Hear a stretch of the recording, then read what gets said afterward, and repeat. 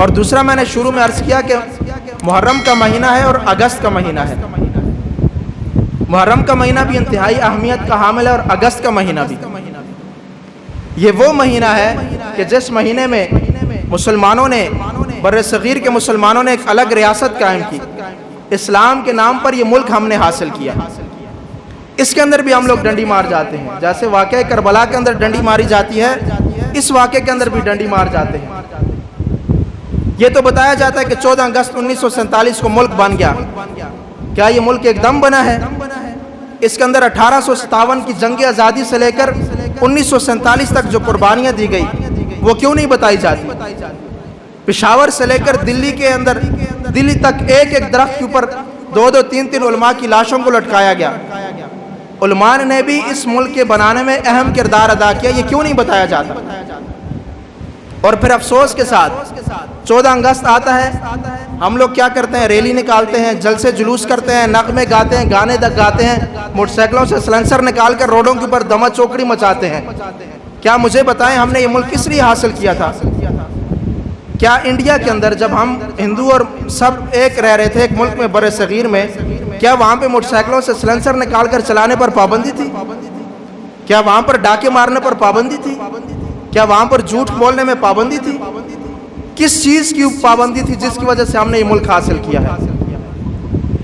اور جب نعرہ لگایا جاتا ہے کہ پاکستان کا مطلب کیا؟ لا الہ الا اللہ.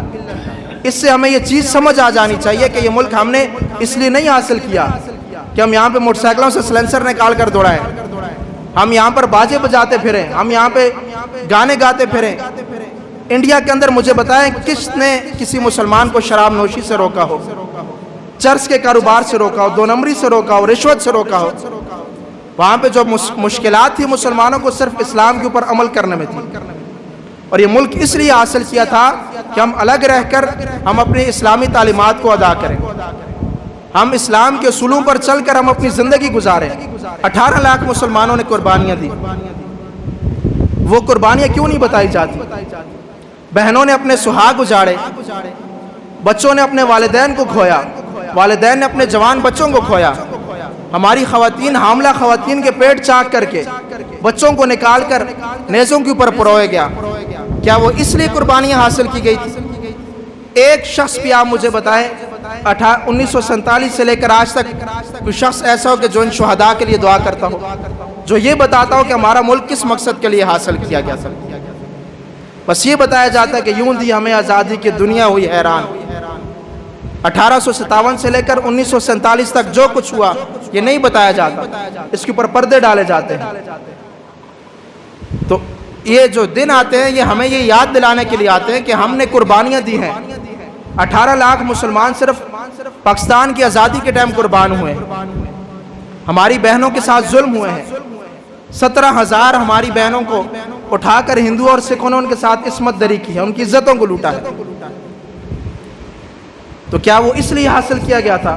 انہوں نے عزتیں اس لیے لوٹائی تھی کہ 14 اگست کا دن آئے، ہم موٹر سائیکل نکال لیں، سلنسر نکال کے ہم روڈوں کے اوپر بھاگنا شروع کر دیں، ہم ریلیاں نکال کر شام کو آ کر بیٹھ جائیں، پھر ہم نعرے لگاتے ہیں کہ انڈیا ہمارا سب سے بڑا دشمن ہے.